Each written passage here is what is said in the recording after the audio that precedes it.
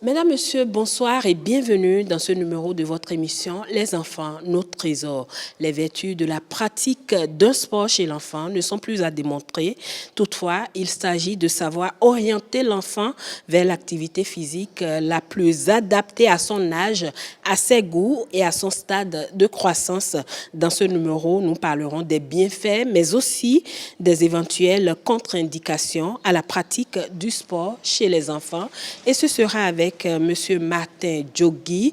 Il est dirigeant sportif. Bonsoir à vous, monsieur. Bonsoir, madame. Alors, dites-nous déjà, quelle est la particularité du sport des enfants? Est-ce qu'il y a une opposition avec le sport que pratiquent les adultes? Bien sûr, madame, il y a une opposition. Il y a le sport pour les enfants et également le sport pour les adultes. Parlons à présent des bénéfices du sport pour l'enfant sur le plan physique, pour commencer. Sur le plan physique, les enfants, lorsqu'ils pratiquent le sport, ils sont éveillés. Et lorsqu'ils sont éveillés, ils s'épanouissent. Il y a un épanouissement. Vous allez me poser la question de savoir, est-ce que le sport est obligatoire pour les enfants? C'est une très bonne chose. Comme l'air est indispensable à la vie de l'individu, le sport également est indispensable à la vie des enfants. Et mieux les enfants commencent à faire le sport à partir d'un certain âge, mieux ça leur permet de s'intégrer dans la société. Le sport est aussi essentiel pour le développement psychosocial de l'enfant. C'est vrai ou pas? Ça, c'est vrai en valeur absolue. Et c'est vraiment vrai. Un enfant qui est habitué à faire du sport et qui est avec les enfants de son âge dans un sport donné, lorsqu'il grandit, il a un comportement associatif, plus qu'un enfant qui est resté à la maison et qui n'a jamais fait de sport. Mieux, sport et études chez les enfants, c'est obligatoire et indispensable. Vous savez, de notre temps, personne ne garde ses enfants à la maison. Les enfants vont à l'école. Et certains enfants, on a constaté, pour leur évolution intellectuelle, lorsqu'ils sont à la maison, ils sont parfois engloutis. Même en classe, certains enfants étudient bien, passablement ou médiocre, mais lorsqu'on les envoie faire du sport, on constate qu'ils deviennent intelligents. Ils se développent. Donc, le sport, l'intelligence et l'épanouissement sont en phase. Vous voulez donc dire que le sport peut aider les enfants en difficulté scolaire? Le sport est un tonus pour tout enfant, pour lui permettre intellectuellement de se faire une graduation. C'est-à-dire, lorsque un enfant fait du sport, son avenir intellectuel, scolaire et autres, cet avenir est garanti. Notre équipe a rendu visite à quelques jeunes amis en plein exercice physique et sportif et je vous propose de suivre cet élément avant de poursuivre l'entretien.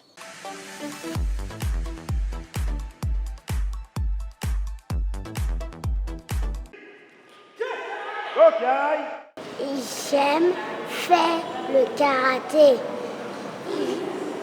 parce que je veux frapper mes amis qui me tapent.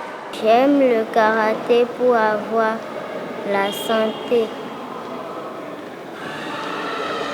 et pour être championne du monde. J'ai commencé le sport à 4 ans. Je pratique d'autres sports à part le karaté, comme le basket, la natation, les rollers. Ça me plaît d'être entraîneur de sport partout. Si c'était possible, je pourrais aller à l'extérieur. Au niveau des enfants, c'est l'équilibre. C'est l'équilibre d'abord psychotechnique, c'est-à-dire que l'enfant, on éveille leur psychologie et on travaille aussi leur automatisme à répondre tactiquement. Au sport, en général, c'est vrai, c'est les arts martiaux ici. Il y a une spécificité Mais généralement, les exercices qu'on fait avec eux, même s'ils ne finissent pas par être des karatékas à la longue, et quand ils sont dans d'autres sports, ils se retrouvent parce que les exercices qu'ils font leur préparent, leur permet de pouvoir pratiquer autres disciplines aussi. Je veux faire le sport parce que j'aime la vivacité dans le sport, le bonheur qu'on y ressent. Le conseil que j'ai à vous donner, vous qui ne faites pas le sport, c'est de commencer le sport. Parce que le sport apporte de l'aide à notre corps. On se sent bien dans notre peau. Je vais dire de venir faire le sport parce que le sport c'est bon. 3 ans et demi déjà, moi je les prends selon la morphologie. Quand ils sont assez forts déjà, un petit peu, moi j'ai déjà à 3 ans et demi je les prends. En toute chose, il y a des contre-indications. Il faudrait que le coach sache comment préparer sa séance d'entraînement, surtout avec les tout petits, des petits amusements, les fondamentaux, juste pour qu'ils ne se blessent pas. Il y a pas. Par exemple, moi chez moi ici, quand on joue avec les enfants, je dis il n'y a pas de contact. Donc on n'envoie pas la main, ou ça va passer dans les yeux, ou bien on va pousser l'autre. Ça permet à l'enfant de pouvoir respecter. Donc on apprend déjà à l'enfant à respecter son second. C'est toujours mieux, lorsque on a des enfants, de les laisser se défouler. Pas à la maison seulement, mais aussi à l'extérieur. Vous savez, on peut déceler chez un enfant une aptitude.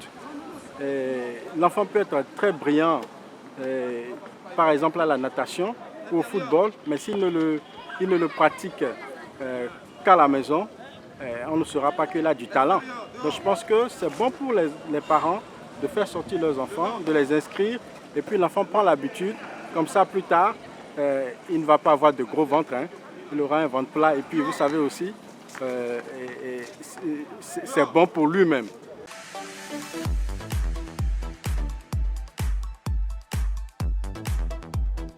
Voilà, vous avez suivi nos jeunes amis. Ils sont tous joyeux. C'est à croire que le sport ne comporte que des avantages. N'y a-t-il pas de risque à pratiquer le sport, Monsieur Djogui? Madame, il y a des risques à pratiquer le sport, surtout chez l'enfant. Il serait très intéressant que les médecins, sinon les encadreurs sportifs, apprécient chez chaque enfant le sport qu'il lui faut. Un enfant qui a des aptitudes pour jouer au ballon dans les rues, un autre enfant aura une autre aptitude pour jouer au volleyball, au handball, pourquoi pas au basketball. Donc il faut voir cet enfant est bon dans quel sport.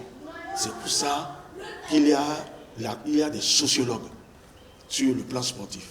Un enfant qui est un bon volleyeur peut être un bon handballeur et à la fois un bon basketteur.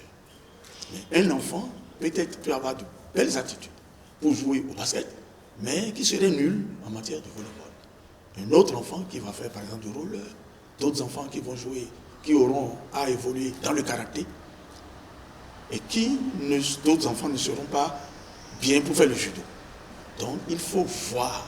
Donc c'est pour ça que la sociologie sportive est fortement souhaitée pour permettre l'évolution des enfants dans chaque catégorie sportive. Il n'y a donc pas d'interdiction formelle dans le domaine. On parle plutôt d'adaptation, n'est-ce pas? Bien sûr, madame, vous avez trouvé le bon mot, le juste mot et le bon qualifié. Alors, est-ce qu'il faut pousser les enfants? Est-ce qu'il faut les forcer à aller faire du sport? Ah non, si vous forcez un enfant à aller faire du sport, vous serez contre sa volonté. Et vous savez, depuis les avènements actuellement, les enfants ont leurs droits. Les parents ont des droits et des devoirs.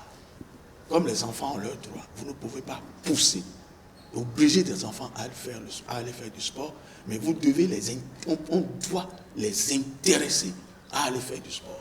Et attention, les parents qui veulent que les enfants fassent du sport, ils doivent mettre autant de moyens comme ils mettent les moyens pour leur éducation à l'école.